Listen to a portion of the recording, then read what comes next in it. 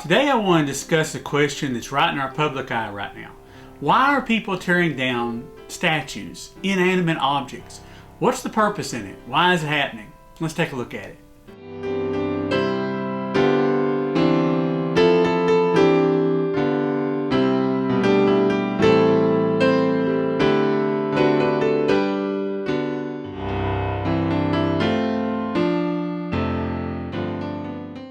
For the past year or so, we have saw people attacking, defacing, and tearing down statues. This began with the Confederate monuments that were left behind from the Civil War. That escalated to tearing down and defacing statues of George Washington, the father of our country, and Thomas Jefferson, the chief author of the Declaration of Independence, and the third president of the United States.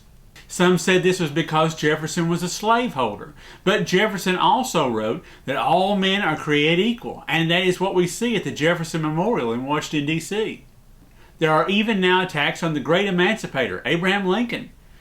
They have defaced the Lincoln Memorial in Washington, D.C. and want his statue removed in Boston, and have actually succeeded in Boston as of June 30th, 2020. Boston will remove their statue, which has stood since 1879.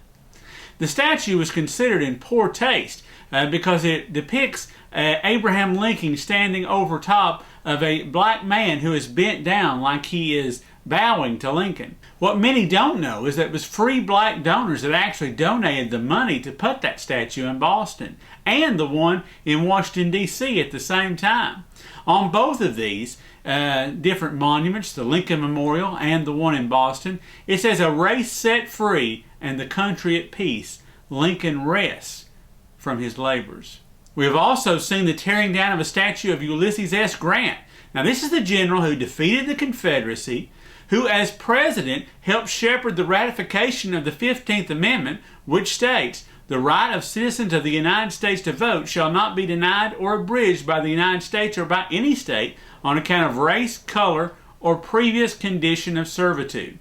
Now that is what gave the former slaves the right to vote. Grant also appointed black Americans to prominent places of service in his administration and fought for the rights of freedmen during Reconstruction after the Civil War. Many people are saying that these are happening because of racially related issues. And you might think that when you see the Confederate statues being torn down. But why George Washington? Why Jefferson? Why Grant and Lincoln? It seems to escalate. Most of these have a BLM on the statue. That's the calling card of a group called Black Lives Matter.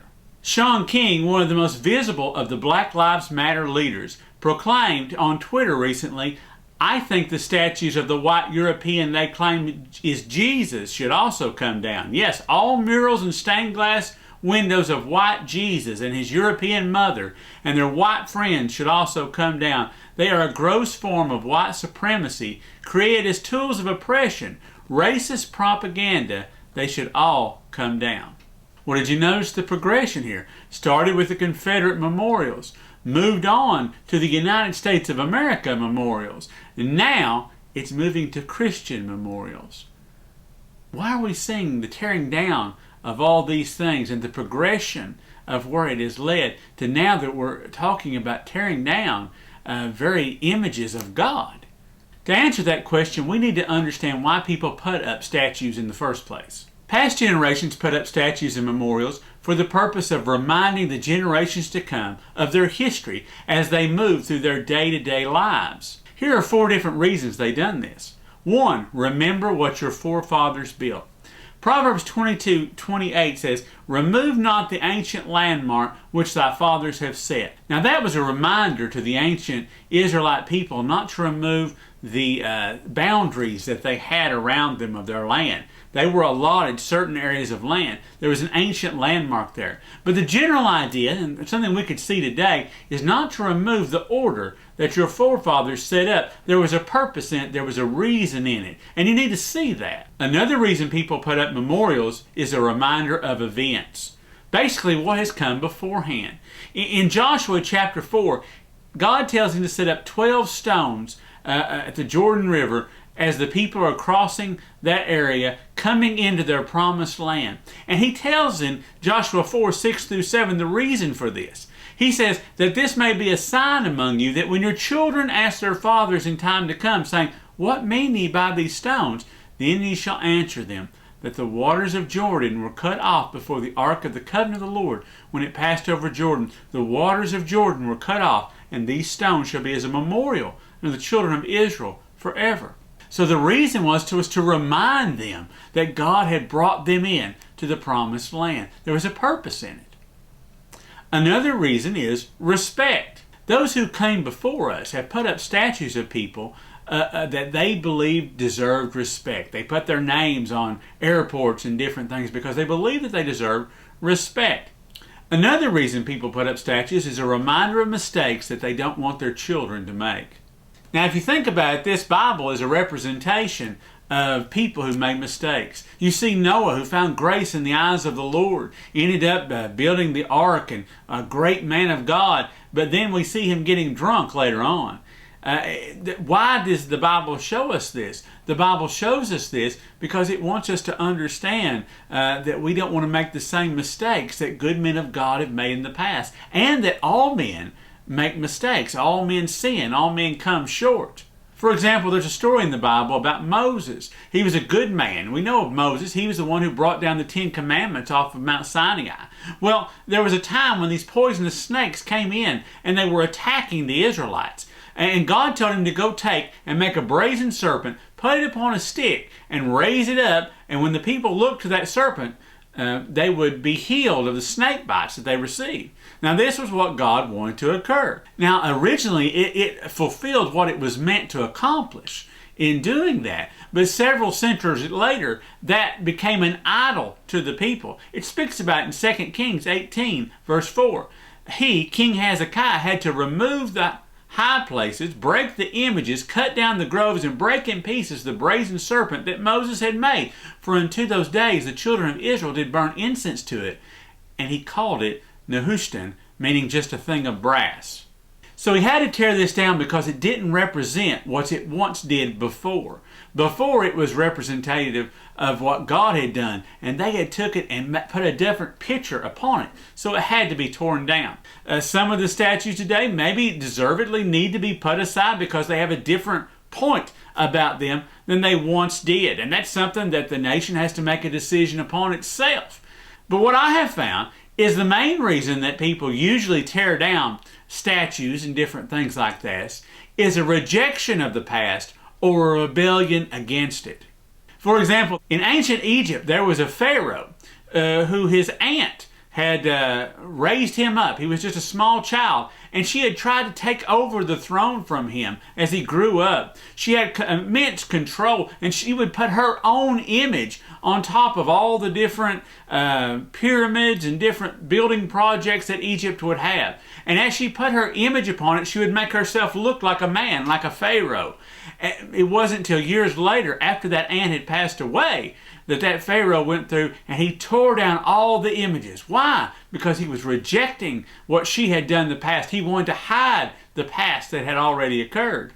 Another example is the Gulf War. Maybe you remember that. Do you remember Saddam Hussein and his statue being pulled down by the ropes? Why did they do that? The reason this statue was being pulled down of Saddam Hussein is because they were trying to erase his memory from their history of his terrible regime that he held over the Iranian people.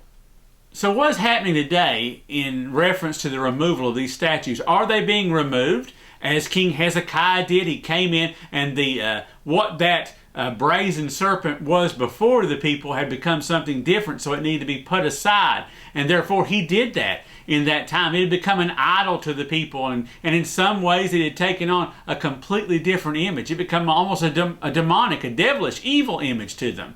And he had to take that away. Is that what is happening here today? Or is it the rebellion? Is it the rejection of our past that is happening here? Now, at first it may seem, especially at the beginning with the removal of the Confederate memorials, that people were it had taken a different image than it had to in the past. But there are several people today who still look at the Southern Cross, the rebel flag as some might call it, and see it as a representation of Southern heritage, while some look at it as a terrible sign of racism and inequality and all sorts of different ideas that come to people's mind. It seems to me that if these things were to be removed, that needs to go to the vote of the people about such an idea, and not tearing it down violently. That refers more to the rebellion and the rejection that you see of people who want to erase history. I've always thought that as you see the Confederate memorials around you, they really show to us an idea of our past, revealing that even though we were at war against ourselves, we learned how to get along together. And therefore, that image of what happened in the past can be set up beside the image of the Union soldier as well, both respecting the other. And that was the idea of Grant. That was the idea of Lincoln, who ended up getting a bullet in the head for it. That was their idea, to bring the people together, to be the United States and not the divided states. But now we see Lincoln and Grant's memorials being taken down as well. And horror of horrors, the idea that they would take away the memorials of Jesus Christ, the images, the statues, the pictures, stained glass windows of the Lord Jesus Christ being removed, a call for this. Now there's debate on whether every image is perfectly the same as it should have been. We didn't have a camera back then to take a picture of Jesus. We know he was a Jewish man. Some people look at the Shroud of Turin. Many of the images that we make are throughout history have reflected on what the Shroud of Turin looked like, which is an interesting study in and of itself. But regardless, I don't believe that we should tear down these images. There is something more to this. I think it's rather obvious what is going on when you do a little study on what Black Lives Matter websites say. I believe this is about a rebellion, a rejection of American values, a rejection of Christianity. They are saying that America has failed and now we need to start something new. Therefore, we need to throw away all the old things that have come before that reflect what America has been. And what is their new order? Well, Dr. Ben Carson, a very intelligent man, he made this statement on Fox News recently. Dr. Ben Carson said this: "Do Black Lives Matter? I think everyone would agree that they do. But we are talking about something else when we are talking about a movement that espouses things like taking down the model of Western family structure, talking about defunding the police, and the host of things on their websites, the Marxist influence. These are things that are antithetical to the American model and to patriotism in this country. So I think there are a lot of innocent and good people who think Black Lives Matter just means we should be taking care of our black citizens and making sure they are not discriminated against. And that is noble and laudable. But we have an organization that is taking advantage of the fact that people don't really know what's behind a Marxist-driven organization." Now, professors in universities and colleges have for a long time been indoctrinating our youth with the idea of socialism and Marxism and these ideas of a totally different government than we have here in the United States of America. What is a Marxist government? Well, first of all, you have to understand what a capitalist government is. A capitalist government works off the idea that we have free trade. We believe in a free society. And we believe that you are allowed to go out and work on your own self-interest. But socialism is a class of ideologies that favor an economic system in which all or most productive resources are the property of the government, in which the production and distribution of goods and services are administered primarily by the government rather than private enterprises, and in which any remaining private production and distribution is heavily regulated by the government rather than by market processes.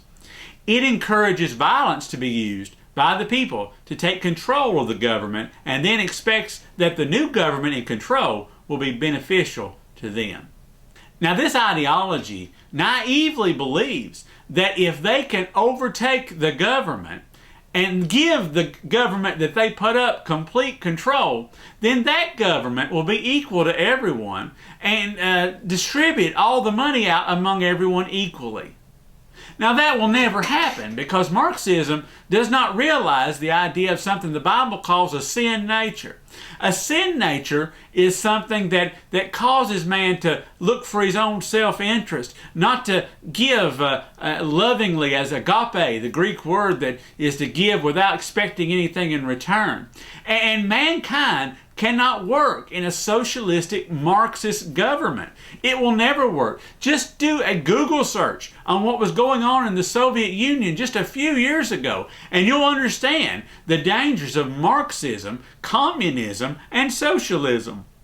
So this is why people are tearing down Confederate memorials, moving on to those who emancipated the slaves, and then moving on actually to Christianity.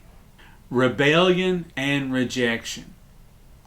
You see, in a socialistic, communistic government, it always favors atheism. It pushes away from God, and we've seen this trajectory this entire time.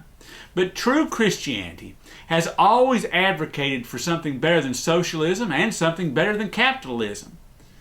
We advocate love and reject the idea that anyone should be judged on the color of their skin. Matter of fact, God created Adam and Eve in the very beginning.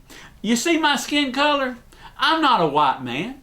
I am just a shade of brown that is lighter than what they call a black man. That black man is not black. Just open your eyes and see. He is a darker shader of brown than I am. We are all human. We all come from one man and one woman in the Garden of Eden so long ago. I want to leave you with the words of Dr. Ben Carson in that same interview as he pointed to another man, Dr. Martin Luther King Jr., who stood up so long ago, and he didn't advocate for the tearing down of all the memorials. He didn't advocate for the black man being higher than the white man. We know there ain't no such thing as a black or white man. That's just an adjective we use to tell a little difference. He didn't advocate for that. Martin Luther King Jr. advocated for a color-free society, to see things as they really are, that we aren't black or white or anything. We're all human, and that we all deserve respect and love, and we should all be able to come together without making such a big deal about the color of our skin. This is what Dr. Ben Carson had to say. One of the heroes of everybody in our history is Dr. Martin Luther King Jr. What did he advocate for? A colorblind society. He said, "I dream of a time when people will be judged by the content of their character and not the color of their skin." Here we are putting everything in context of color of skin, of external characteristics. As I've said before, those things don't really matter. When I open up somebody's head and I'm operating on their brain, there is nothing in there that says this is a black person or a white person or a yellow person or a brown person. As we divide ourselves, we allow ourselves to be divided. We are destroying the very fabric of our nation. This is called the United States of America, and this is what we need to think about. Instead of trying to tear down our history, maybe what we need to be doing is adding to our history. Let's put some statues up of Booker T. Washington, George Washington Carver, Elijah McCoy. There's a lot of things that we could be putting up and making sure that everybody feels they are included in the development of this great nation of ours. Remove not the ancient landmark which thy fathers have set. I hope you are enjoying the sermons here and have subscribed to my channel on YouTube, but I would love even more to meet with you in person at the church where I'm blessed to pastor at in White Pine, Tennessee, Omega Baptist Church.